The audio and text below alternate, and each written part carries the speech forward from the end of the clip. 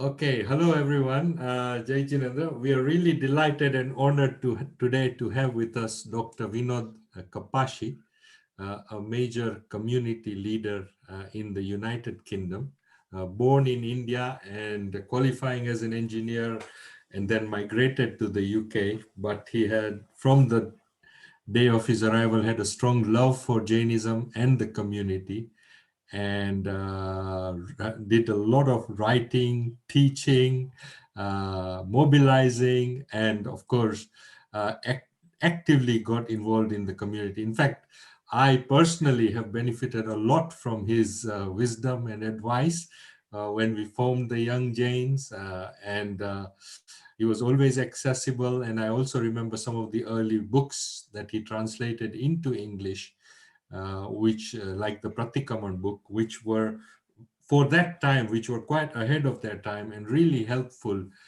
He also translated some quotes from scriptures for young people that gave us some guidance in English about the Jain culture. So thank you very much. So Vinod Bhai, we will start with your childhood and education in India. And what was it about that experience that gave you such a love for Jainism? Atul Bhai, first of all, thank you for inviting me and thank you for your kind words. Of course, we know each other since quite a long time, and I am very glad that we are meeting here on the Zoom platform.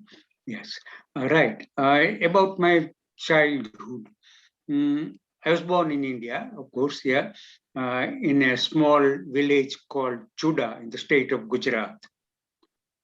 My father was an employee of the local king. So he was holding one of the key positions. My father was also very fond of literature.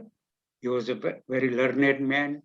He had written few books and he was writing articles for Jain magazines regularly. I'm mentioning this because of his interest in literature, he had acquired something like 2,000 books. So we had something like 2,000 books in our house, in our village. And it so happened that when I was 1.5 years old, my mother died. So I was brought up a motherless child, with a lot of difficulties, hardships, and maybe at times I wasn't looked after properly. But I had one advantage. As soon as I started reading and writing, the books in the house provide me all the background. I can even say that books raised me. And by the time I was 15 and 16, I had read most of the books. Now, these books cover all sorts of subjects, not only Jainism, Hinduism, some good biographies, some even world-class knowledge masterpieces, I had read books like Les Miserables, but of course in Gujarati, Hunchback of Notre Dame, Oliver, David Copperfield, and whatnot, and some of the works by Shakespeare, everything. So overall, my general knowledge increased. That was a good advantage for me. Not only Jainism, as I said, Buddhism, Hinduism, literature, Gujarati literature, Bengali literature, and other literature as well. So that gave me some insight into Indian culture. And of course, being born and brought up in a Jain family, I started learning more and more about Jainism too. You didn't have any brothers or sisters? No, I had. They're all elder than me. And I was the youngest. So I needed looking after more. But as I said, my father, perhaps he could not manage everything, and we had a cook in the house. He used to cook food. And then after India became independence in 1947, we had to move from place to place because that little kingdom of Judah wasn't a kingdom anymore. So father had, so to speak, he lost his job. He didn't lose it, but he was absorbed in government services elsewhere. So that's why we're moving from place to place, like a place called Limbadi, Saila, Mui, another place. And during college time, I came to Ahmedabad to study in the university. Yeah. And that was for, you studied engineering, is that right? I studied engineering, yes. You stayed at Bachelor of Mahavir Jain Engineering, Civil. Vidyalaya. And you stayed at Sorry. Mahavir Jain Vidyalaya? Yes, I did stay in Mahavir Jain Vidyalaya. It's a good experience. It was a nice place. Can you say, if readers don't know about, listeners may not know about Mahavir Jain Vidyalaya, so can you say a little bit about that, please? Sure. Mahavir Jain Vidyalaya was founded by one of our Jain Acharya called Vijay Vallabh Suryaji. He always thought that we should help students to study more, to become graduate, and especially students, those who are living in small villages and small towns. They can come here in Ahmedabad, Mumbai, Baroda, places like that. They can stay and they can continue their study. So I got admitted in this hostel in Ahmedabad, uh, which was run by Mahavir Jain Vidyalaya. Very nice accommodation, nice food, everything. And they helped by giving some help in our fees and other things, college fees. So that was very good thing. And that's how I became graduate. I became engineer, yes, engineer. So it's Yeah. basically a Jain institute run by a Jain trust, Mahavir Jain Vidyalaya is. Yeah. And so when did you come to the UK? I came to the UK in 1968. Uh, Atul, during that time, there was sort of a craze in youths, in young people, that it's nice to go to America, or England, or foreign places, and do something, work there, or study more and everything. And same thing happened to me uh, when the chance came, I grabbed that opportunity and came here. At that time, it was quite easy to come to the UK. Yeah. All you needed was a certificate that you are an engineer or a doctor. Then you apply there back in India for an employment voucher. That's what they used to say, employment voucher. So I applied for the employment voucher. I got the voucher and got the permission to come here and settle here. It was comparatively very easy and quick procedure. Mm. And what was it like those early days in the UK? And did you have any relatives here or any community members here at that time? Absolutely no. No relatives. No community members. There are very few Indian people or Asian people, you know, and it was quite strange. It was very difficult to get Indian grocery, very difficult to buy Indian vegetables, Indian fruits, other things, and we had a lot of hardships. On top of that, cold. A, we are not used to that sort of cold, and B, of course, at that time, uh, there were frequent storms of snow and rains, and weather was much more horrible at that time. Of course, we always say that English weather is not good, but compare it in comparison to that weather about 50 years ago, this is quite good, here. Yeah. So that was the experience. No Indian people, and no one was speaking Gujarati or Hindi or anything. Not only that, there was not a single Indian radio, Indian TV channel, nothing. There was only BBC One, BBC Two, and ITV. Three channels and black and white television. Mm. So you were married when you came here? Yes, I was married. Yeah, yes. So my wife joined me about something like 8 months after I came here. Yeah. Mm-hmm. After I had saved enough money for her, Yeah. so sent her ticket. She came here and everything, and then we hired a place to live in, because before that I was living as a paying guest in one Indian family. Mm.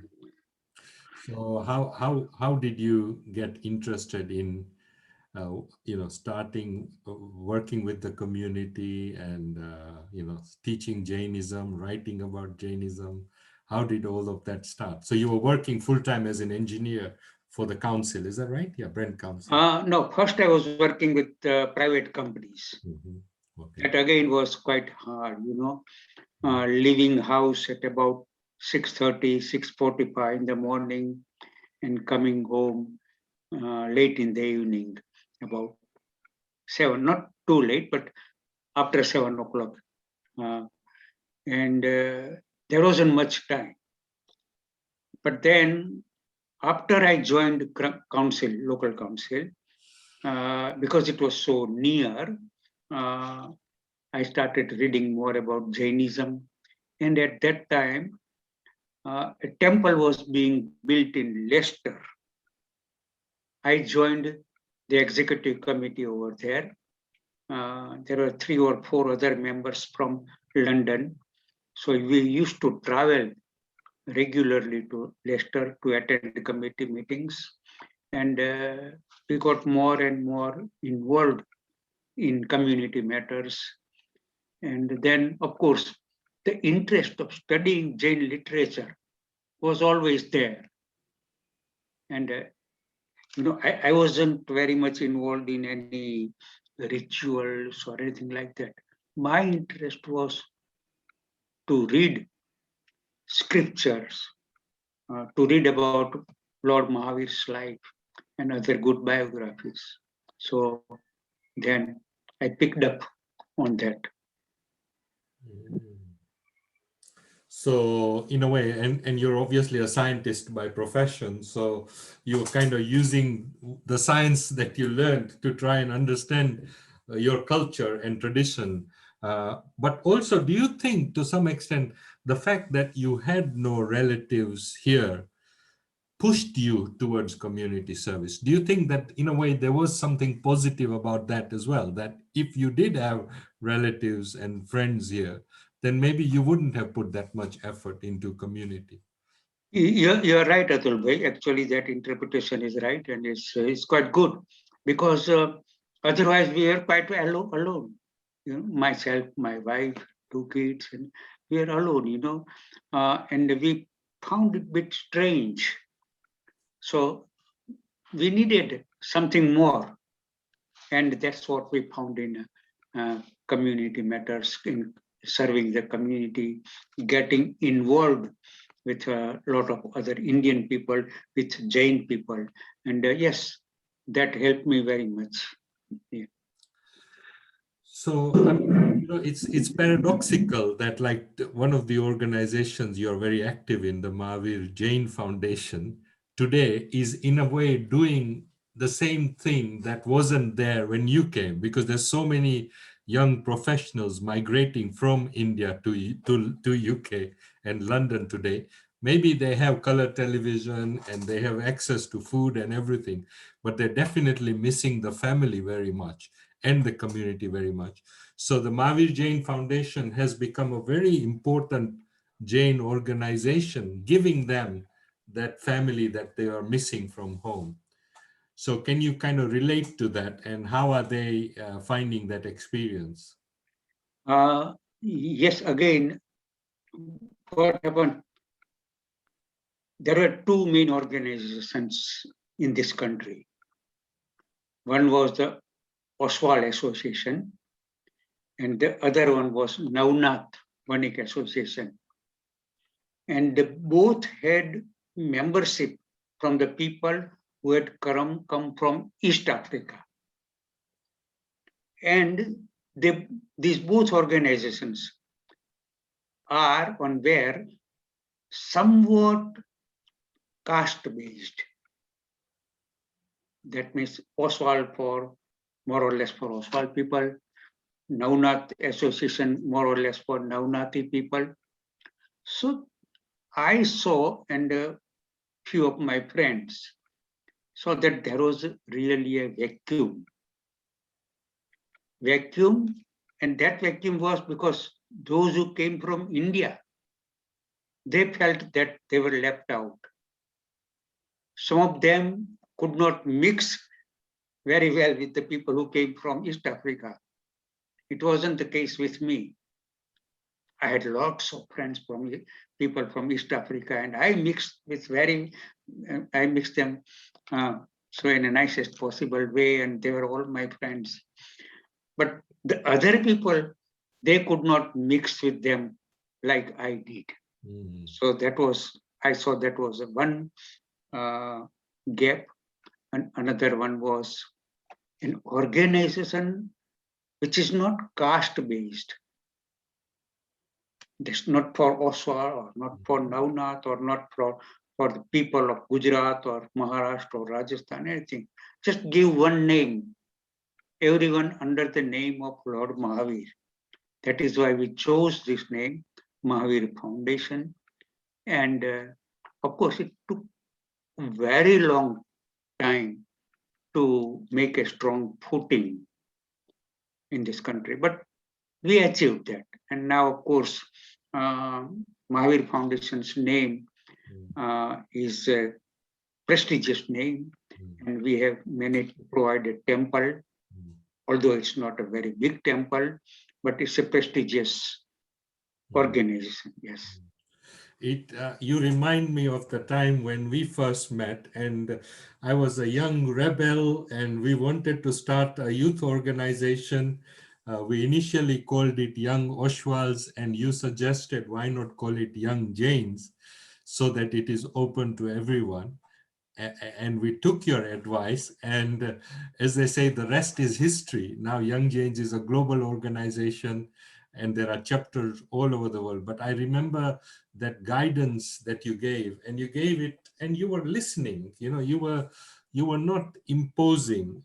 Very few people at that time, I felt, listened to young people. Young people, the attitude was that young people are there to help the elders. But you were more listening and engaging and encouraging. And it was a very,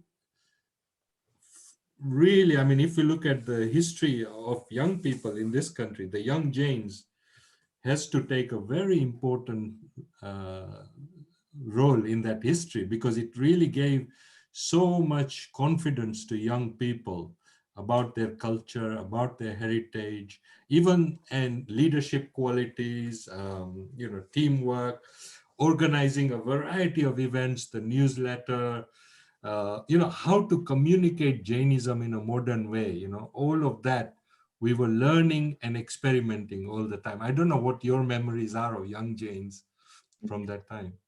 You're right, Young Jains is a very progressive organization, and it really is serving the young people in this country. So I always find it, I'm always happy to see that so many nice programs are happening, youth are taking part. And Atul Bhai, you are the backbone, you are the real founder of that organization. Of course, I was there to guide you from time to time, advise you, And you, in a most gentlemanly manner, in a very, open way, you took some of the advice. Maybe you did not take some of the advice, but we were always very good friends. We And traveled together yeah, to we are America together. in And 1989. that's Yeah, right. And, yeah. and I remember the name given, Young Jains, of course, yes. Uh, and I suggested that name. And yes, you took that name, you accepted it. Yeah, it is very good. And of course, it's always in my nature Mm, that you can advise someone, you cannot impose anything. mm, People, after all, they are mature people, they are learned people, they can decide for themselves. mm, All I can do is, because I know something about Jainism and I've got some experience in other fields, I can only advise. And that is how I can say that that's how I have progressed in this country and mm. made hundreds of friends because of this attitude here. So So, in 1989, you and I went together to Toronto for the Jaina Convention. And then I think we visited Washington and maybe a few places. And then in 1991, the Young Jains organized the youth exchange to America, where we took 20 young people from here. So you helped me open that bridge, and now that it is quite paradoxical that now when we look back in history, the link between the UK and North American Jain communities was built by a group of young people, yeah. at that time. And I remember, at that time when we went to the community for financial support, we didn't get any support. And on top of that, the community said, "You are too ambitious." But actually, we stayed 3 weeks in America. We went to 6 different cities. We stayed with Jain families. We attended the Jaina convention at Stanford University.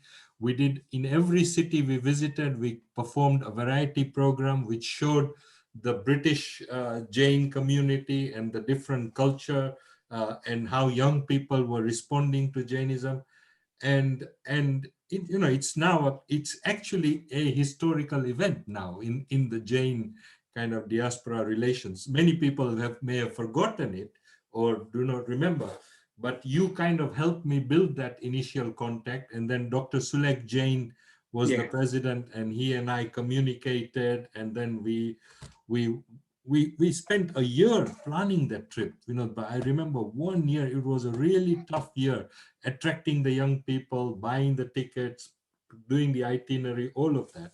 But I don't know what you think about that trip. And It's looking back, and we have gone through so many things, to achieve all these things, what we have achieved now. mm, mm, Uh, Same thing with yourself.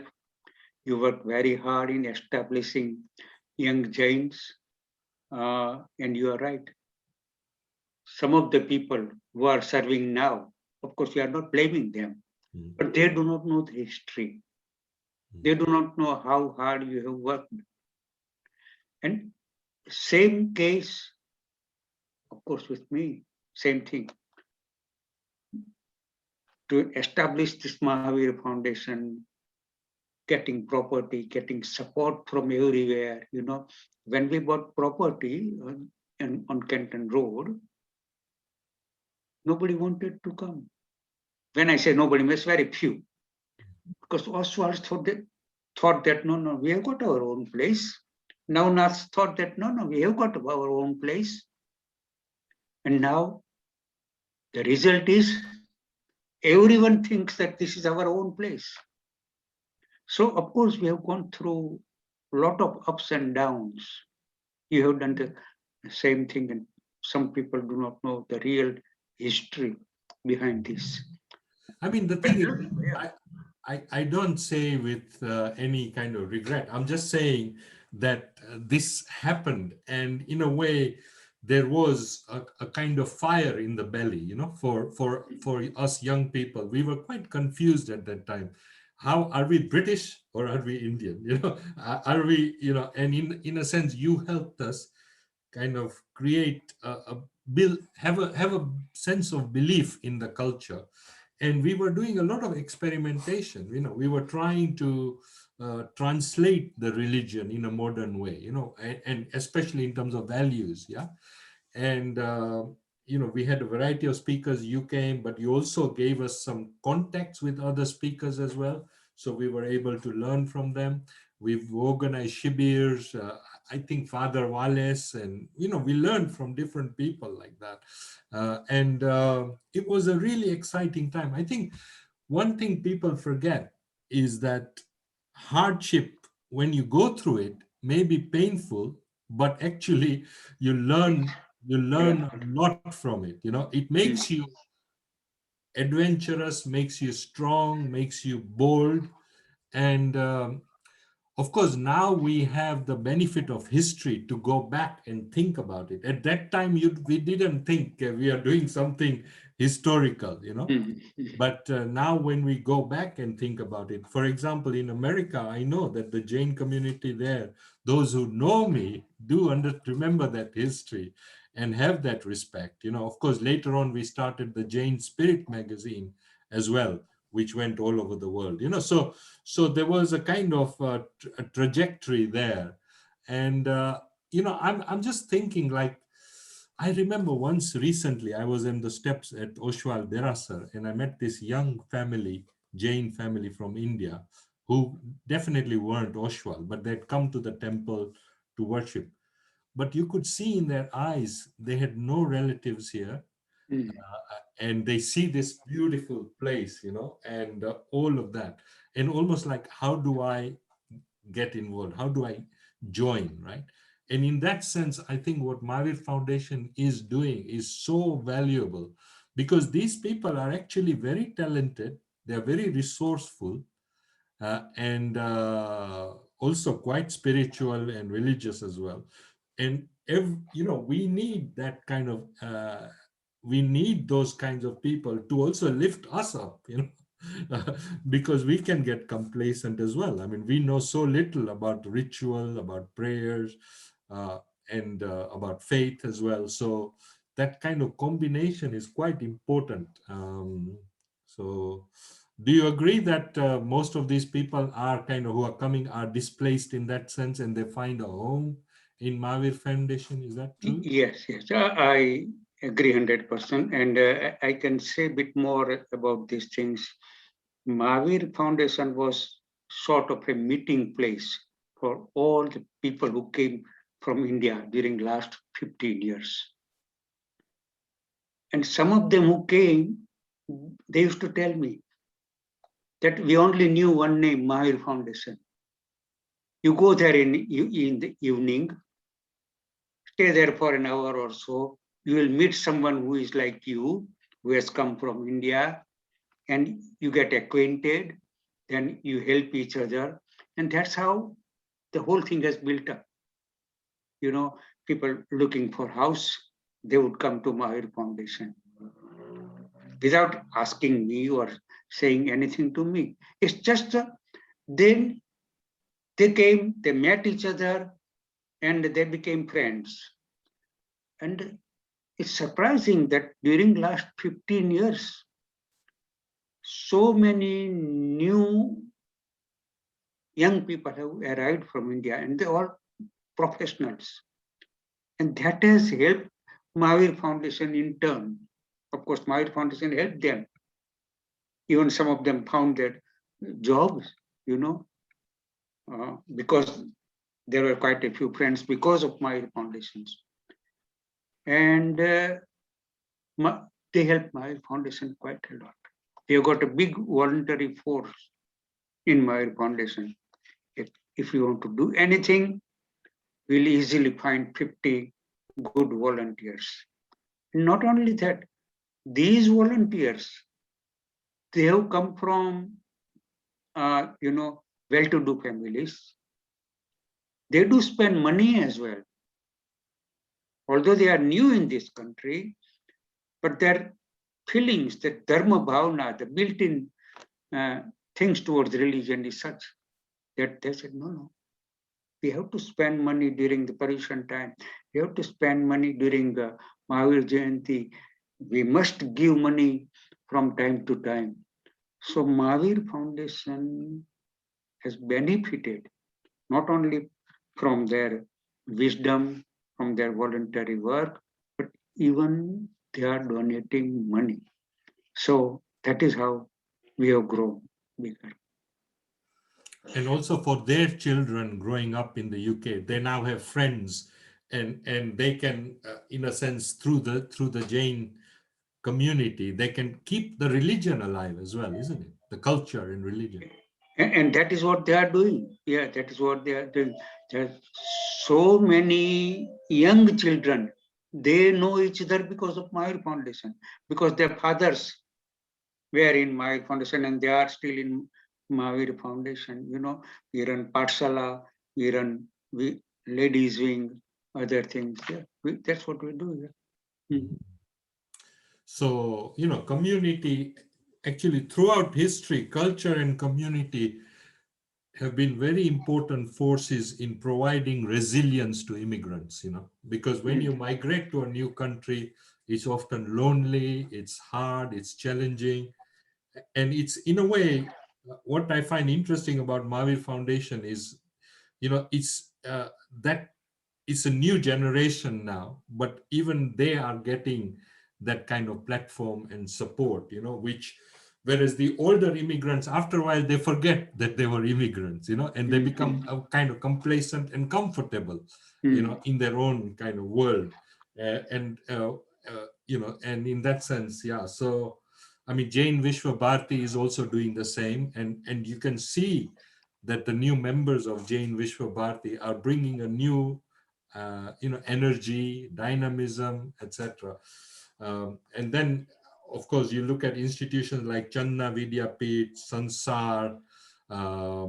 If you look at the teachers there, a lot of them came from young Jains. Sansar, that young Jains was the laboratory where kind of young people experimented with modern Jainism, if you like, and they got inspired. They made friends there. Exactly the point you made about making friends. And when you're doing voluntary work with friends, it doesn't feel like voluntary work. It feels like your family, and it's social.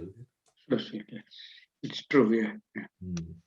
So I've skipped a little bit, but let's go back in time between sort of 1990 and 2015.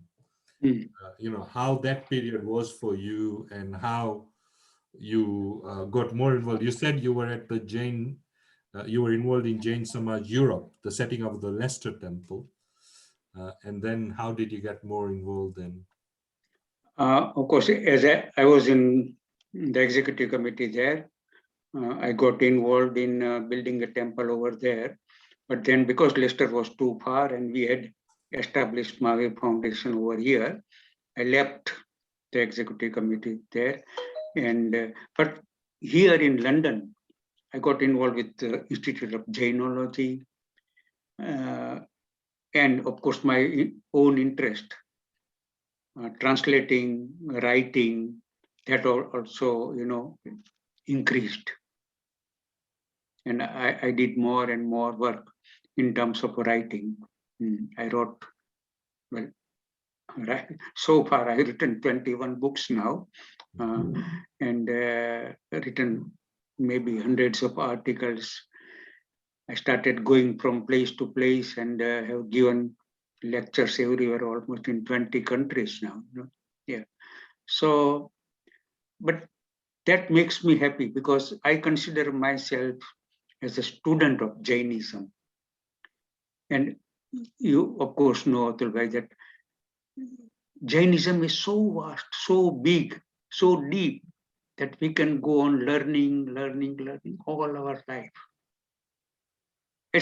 But it's a good journey. It's a pleasant journey. And I find comfort in reading, and sometimes, of course, comfort in teaching as well.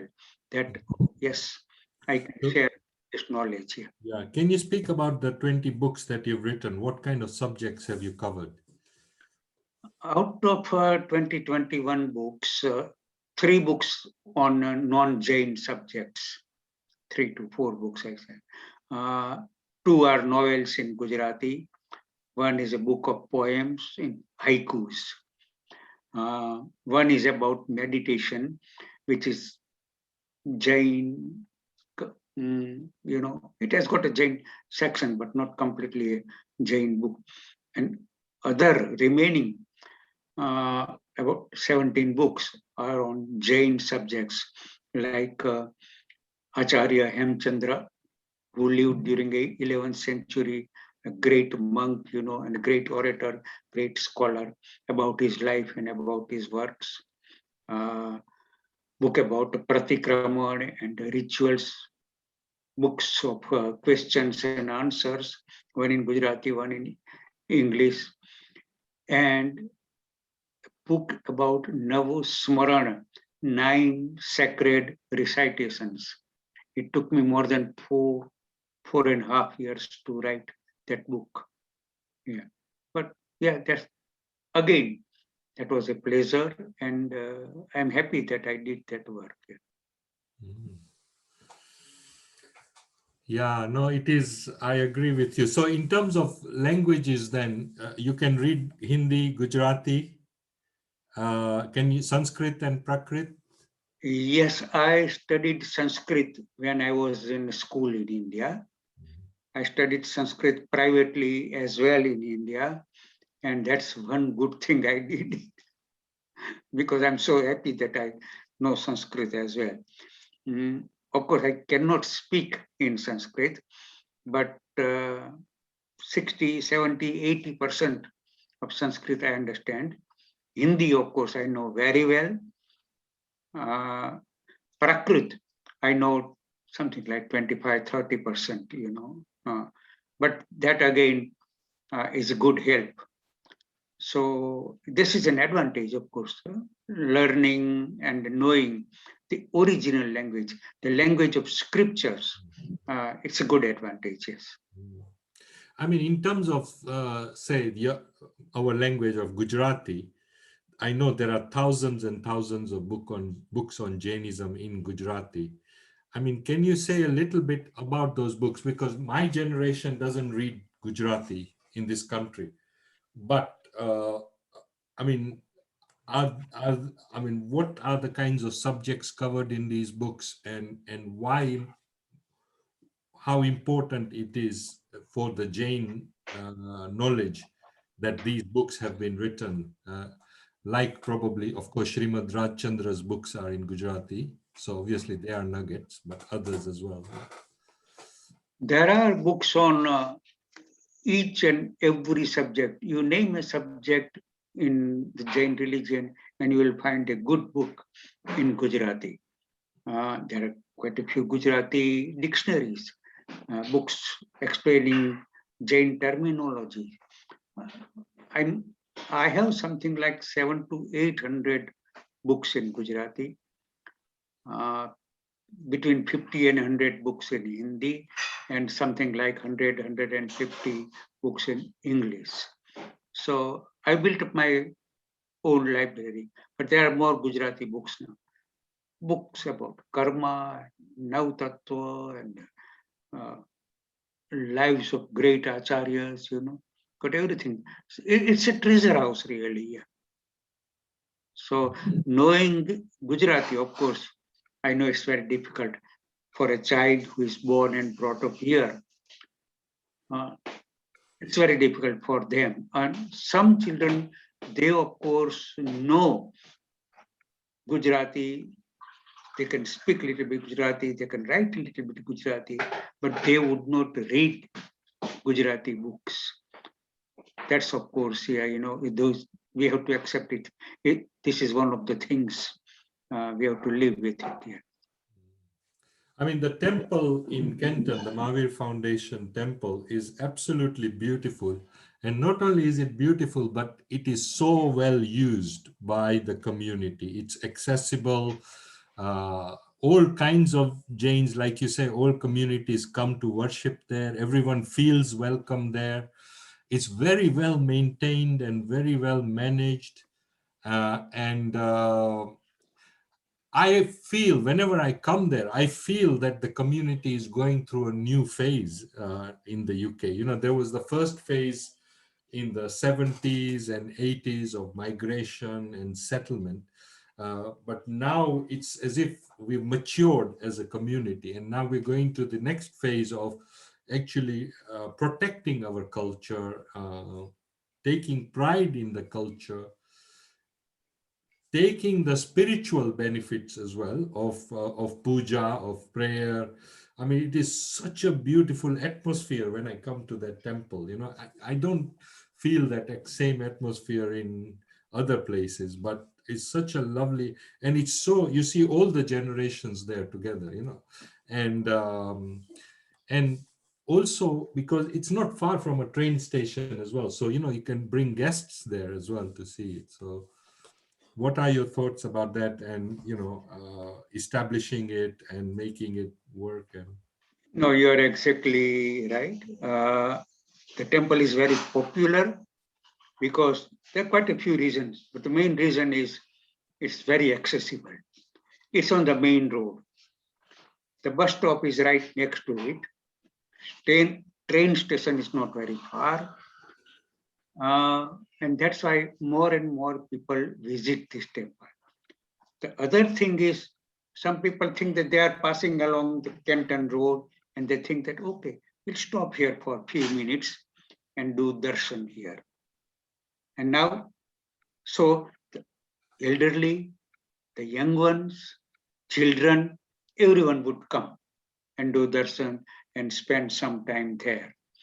So this is an advantage. A temple in the midst of Jain population. And now I was talking about the young, those who have come from India during last 15 years. You know, Atul Bhai, what they are doing? They want to buy their house near the temple. They always say that, no, we don't want to go far. When we will buy the house, we'll buy around here so we can come to the temple. So that's how it has become very popular. And because I was new in this country and because we wanted to make friends with everybody, our attitude was like that, that we have to invite them and we have to welcome them with open heart and, and let them feel that this is their place and we are here to serve them. And that has worked, you know, the attitude, the humble attitude from the whole committee and everybody as well. Other temples are very good, I must say, but what we have got an advantage is the accessibility right in the midst of the Jain population. Yeah.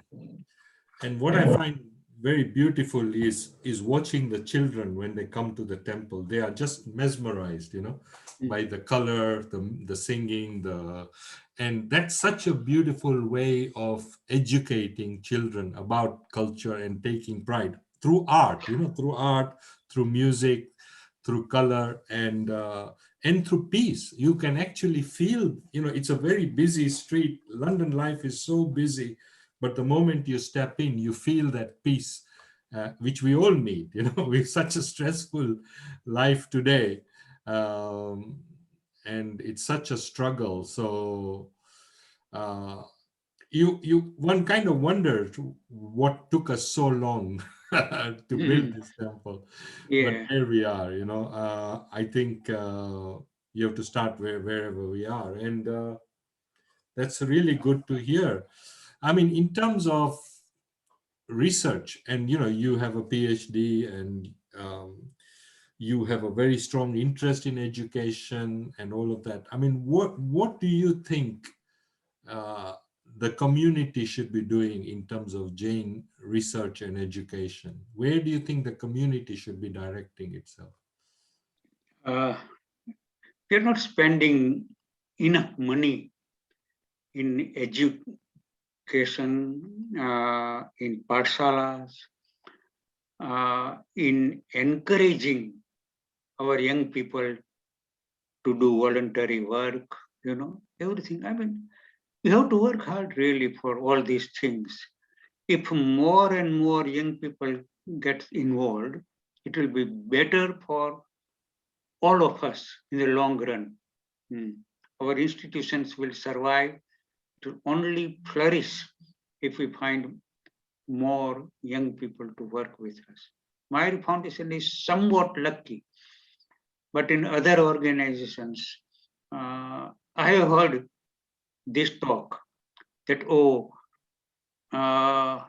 no young person is coming here, we are getting old and how long we will be able to serve and all these things.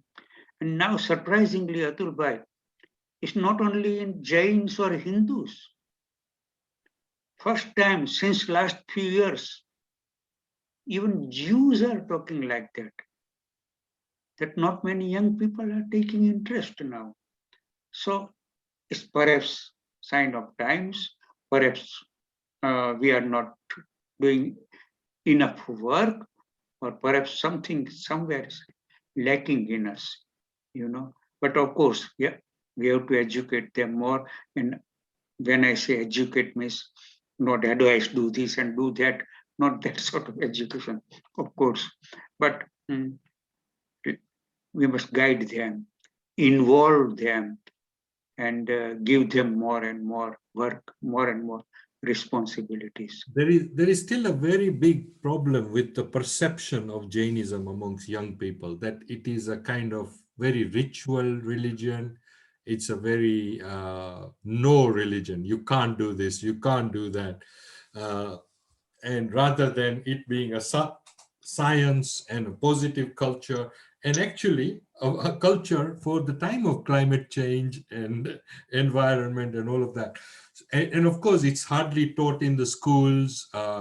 We have to spell, I still have to spell the word Jain, when I meet people, and so there are a lot of challenges like that. And I'm really happy that you identified the youth challenge, because it's a very serious challenge. And actually community leaders haven't put enough effort and resource into strategy. Because if you look at, for example, the Swaminarayan community, they do a huge amount of work with children and young people. They put a lot of focus on them, and they're constantly training them, encouraging them, mentoring them, etc.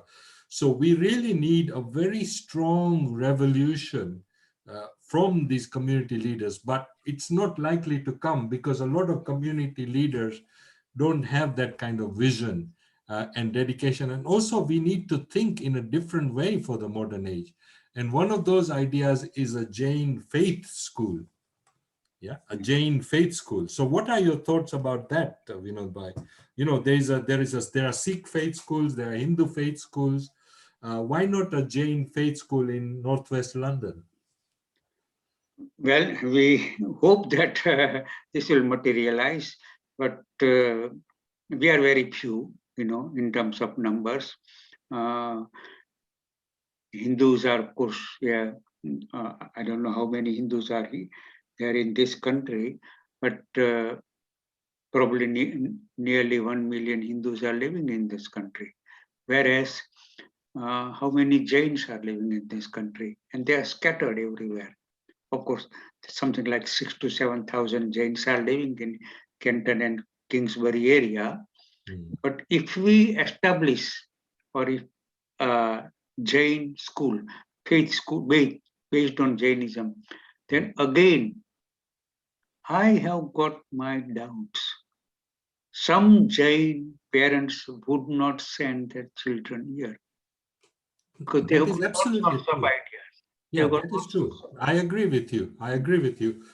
But if it is in a concentrated Jain area, you and in a way you want others to come to the school as well. Yeah. People are always looking for good schools, you see. Mm-hmm. So I think that it's definitely worth Yeah. thinking about and taking some consultation and advice, maybe doing some research as well. But that is definitely a way to plant the seeds for the future generation. If It's you look something worth thinking about, uh, really thinking seriously. Yeah. if you look at Rakesh Bhai's movement, they emphasize young people a lot, and a lot of young people have joined Srimad Rajchandra Mission. Is that right? Yeah. Yeah. Srimad Rajchandra Mission Dharampur. Yeah. Dharampur, yeah. Mm. And they use technology and, they're open to new ideas and engaging, and they experiment with different ways of teaching and Mm. educating as well. So there is a positive story there, which is benefiting the community. Um, Yeah, we even can learn quite a few things from them, actually, their love for the environment, love for planting trees and making new parks, Mm. uh, their ideal of seva and other things. Yeah, yeah, we can learn from them, and And yeah, we have to go quite and a art as well. They give a good emphasis on art as well. art as well. Yeah, Art is important. art. Theater, storytelling, all of that is also important in keeping the tradition. They're But progressing on each front, even interfaith relations and everything. yeah. Yes, definitely. And I Mm. remember you were involved with the religious education curriculum to try and get Jainism into the curriculum. For many years, you were part of Sakre, I think, ne? Yes, I was here. Yeah. I was in Hero Council Sacre, in Brent Council Sacre for a while. And of course, other people are looking after that aspect now. Mm. But we did some pioneering work there. And I used to go in various schools, in school assemblies, talking about Jainism and other things. That was a good start, of course. Yeah. Mhm. But it is the religious education curriculum in this country is quite messed up. It's not a national curriculum, Mhm. and also, I mean, yeah, and also it's not even taught. Like in secondary schools, it virtually disappears from unless the school teaches it. And also a lot of our parents are sending the young people to private schools, and in those private schools there is no facility for Jain education, even though they pay lots of fees. So what happens is, like, I'm finding this, for example, when students go from these schools to Oxford and Cambridge, for example, they don't want anything to do with Jainism, because they've been so kind of brainwashed out of it, that they almost think doing Jainism is like going backwards. So Mhm. there are a lot of challenges, but the opportunity, see, the creative opportunity. I mean, we look at Greta Thunberg and Yes. how she has created amongst young people. I mean, can you imagine if Greta Thunberg was a Jain, right? I mean, just think, right? Supposing she was a Jain, then all young Jains in the world will suddenly say, "Oh, I want to be Jain too," right? Yes, You see what I true. mean? So, Yeah. so you have to think in those ways. How can we? And there are so many young people who are very idealistic, like that. They will not use the word Jainism, but if you look at what they are actually doing with their lives, they are campaigning for equality or social justice, or business ethics, or climate change, environment. They're doing all that, but they don't say, "No, I'm not Jain. I'm not Jain." It's almost, or they're kind of, they say, "I'm doing it because I believe in this." But when you and I look at it, you think that this is because of their Jain heritage that they are doing that. So do you see what I'm saying? Have you seen that? Have you seen that? I've seen it, and there are quite a few good points, of course. Not only we have to do quite a lot, but you mentioned Greta example. We need few youngsters who are, of course, outside our community, who are not Jains. If they talk about Jainism, and if we can relate their philosophy with the Jain philosophy, then we'll be helping our kids and our youths as well. And they will indirectly attract our people.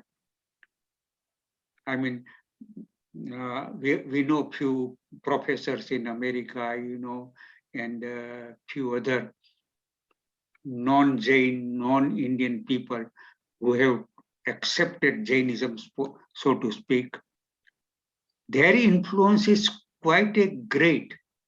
If I talk about, hundreds of times about how great our religion is, somehow or the other, I would not be able to make that impact. So there are quite a few things. We must sit down and explore everything, explore everything.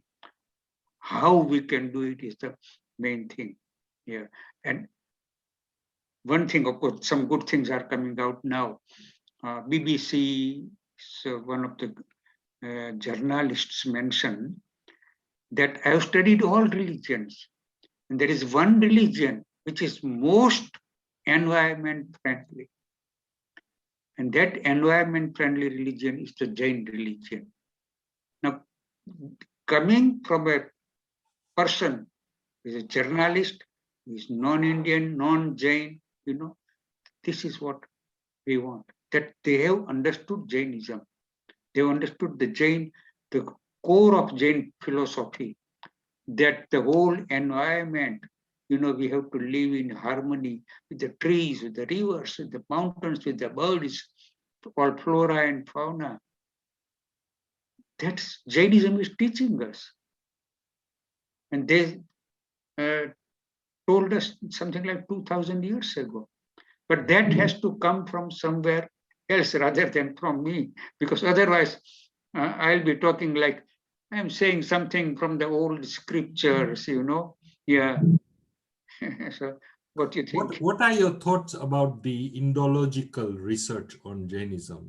You've attended, I know, conferences at SOAS, and in America, the Jain community is opening a lot of new chairs in Jainism, and most of the people doing that kind of research are not Jain. They come from outside. I mean, what are your thoughts on that Well, development? something good is happening at least. Uh, it may not be as big as they're trying to tell us. And that's not criticism or anything, of course, yeah. Uh, but something good will come out of it. It might take a long time, but that is why we would like to welcome all these things. I always believe that SOAS can do much more, really. Yeah, in terms of establishing relations with community organizations. Mm, That is my personal thought. yeah. Yeah. I mean, generally speaking, I mean, now online education is now quite a big thing, right?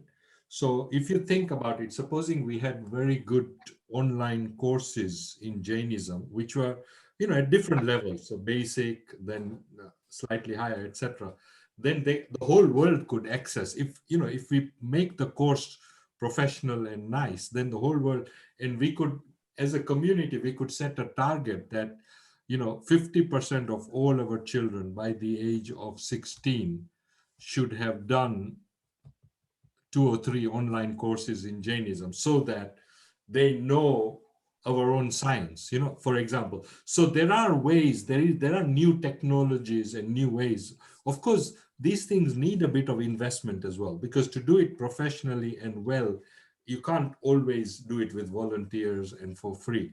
And we need that kind of strategic thinking. But I mean, I think that as a community, we should feel embarrassed when our own young people become very negative about our religion. When they are they're very educated and very intelligent. But the moment they speak about Jainism, either they don't know anything, or all they know is negative. I was speaking to a girl in Australia recently, a Jain girl, and she says, I'm very passionate about social justice. Mm. So I told her, do you know how many Jains have gone to prison during the Gandhi independence movement? How many, even our monks can be looked at as as practitioners of social justice. You know, you talked about mm, Mahavir Jain Vidyalaya. That's a social justice idea, right? mm, That I want to provide education facilities for these people from the small towns so that they can lift themselves up and become professionals and contribute to society. So there is a real misunderstanding that is happening, and maybe all, yeah, and even parents are partly to blame, but also partly it's how the Western world works. The Western world is very, it tries to push down your culture and your values. So you always, when young people want to fit into the school, they have to hide their culture almost, mm, mm, as it is they've got a different color on their skin, so they don't want to be too kind of loud and say, I am Jain, I am this, like that. So in a way, it's quite a hard struggle for parents, even when they want to educate their children about the culture, because they must, they want to fit in the school, they want to be accepted and make friends, go out with them. They keep the vegetarian mm, aspect, and that of course is growing outside the community as well, which is good now. But in the earlier days, when you and I came, people would laugh at us if you're vegetarian, kind of, mm, it was mm, like that. So there are challenges, but I also think there are opportunities. And one of the big difficulties I see is that the kind of new strategic vision, like we are a very wealthy community, as you know, right? There's no doubt. But there is putting money into these kind of radical initiatives, which give a push towards a new way of thinking, new way of educating, starting a Jain school, for example, a Jain faith school. I remember once we had that idea, and we needed 10 or 20,000 pounds to hire some consultants to put a plan together and do some research for a Jain school. And the person who was very rich, who said we should have it, the moment I went to him for that 10,000 pounds, uh, he changed his mind. So nobody wants, people, but they really need to, because anyway, what is money? you know mm. how, money is not doing anything if it doesn't protect the culture is what survives. Money doesn't survive, does it? You're right. No, I don't think I want to say much more on that. You really uh, mentioned very good points and very good ideas, of course. Yes. So, yeah, let's hope good things Like, come out for of this thing. example, yeah, Mm, you mentioned the books, the Gujarati books, right? So heroes, right? Supposing we had a collection of books on Jain heroes, like the scientist Sarabhai, Vikram Sarabhai, mm, right? Social justice campaigners like Nawal Mal Firodia, those life stories, but written in a modern way. modern way. And they become like role models. Can look, Mm, Jainism is not just about the monks, it's also about lawyers, it's about accountants, it's about business people, it's about scientists, it's about engineers, it's about, all these kinds of people taking their values with them, but then also advancing. I mean, the whole science progress in India, if it weren't for Vikram Sarabhai, mm, I mean, the whole IT industry, IIT, the establishment of IIT, IIM is a Jain visionary mm. with a bold vision and a connection, and a connection with Nehru. That combination brought India to where it is today.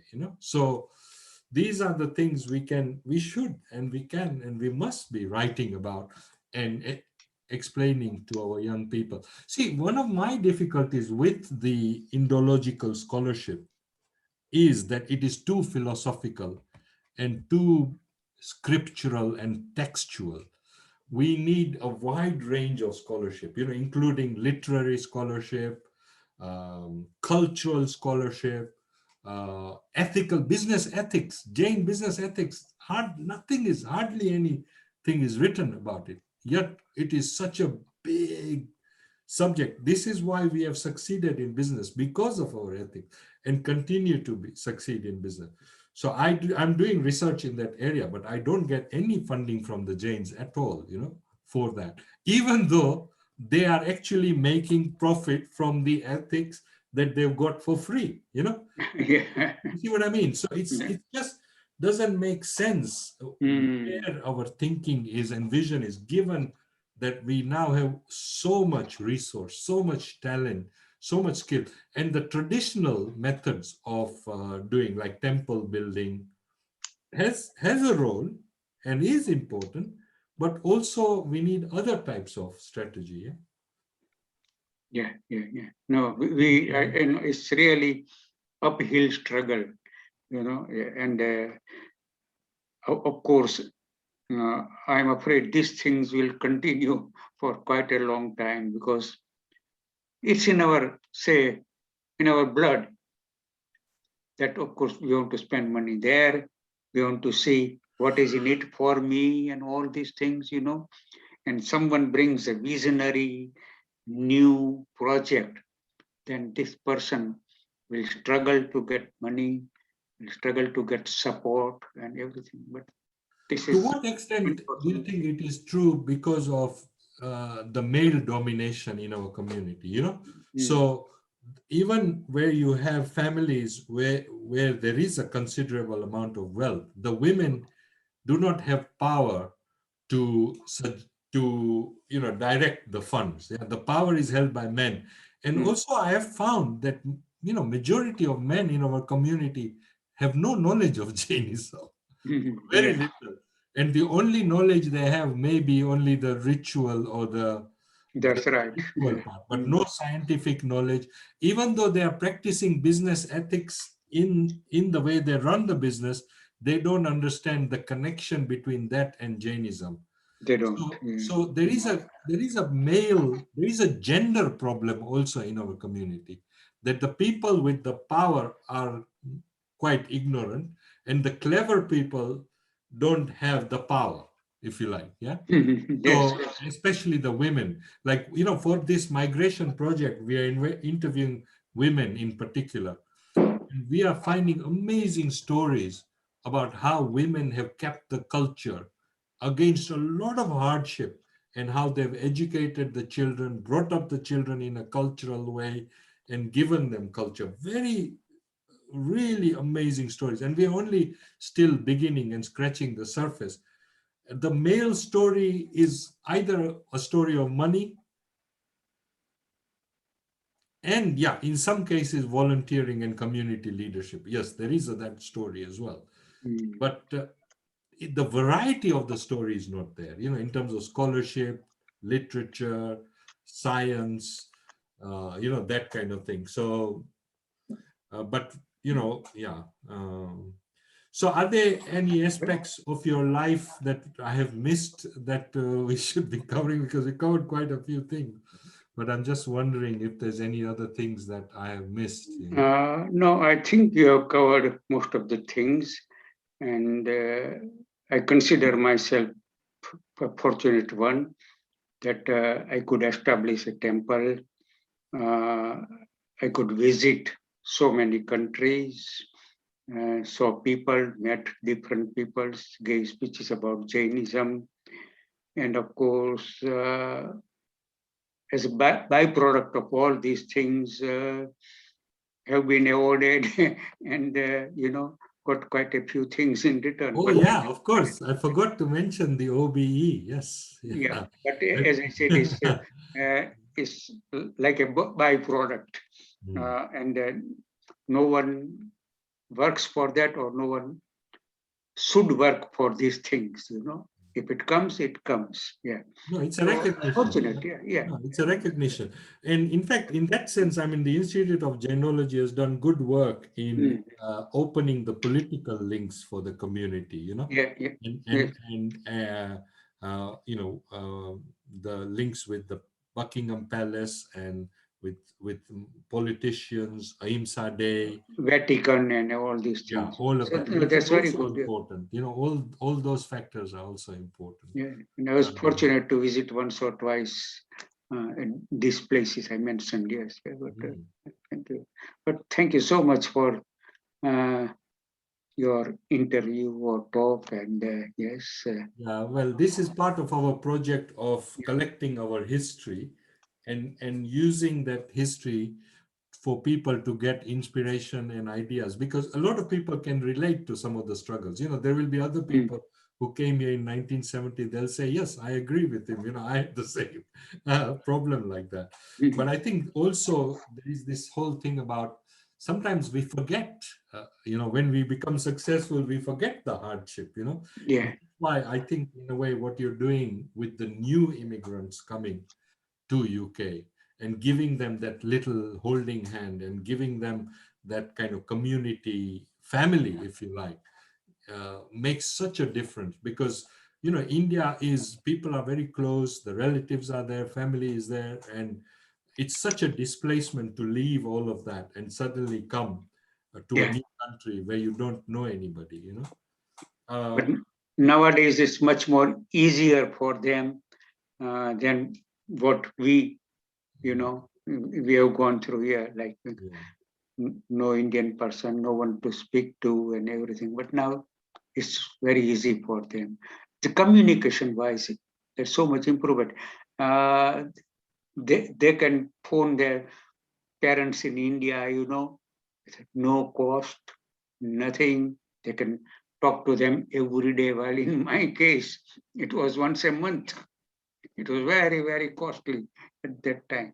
But yes, we are glad nice things are happening, good things are happening. And of course, in Mahavir Foundation, we got a new committee which is also working very good. Yeah. Thank you, Atul Bhai. okay, thank you very much. Thank you. I'll stop there.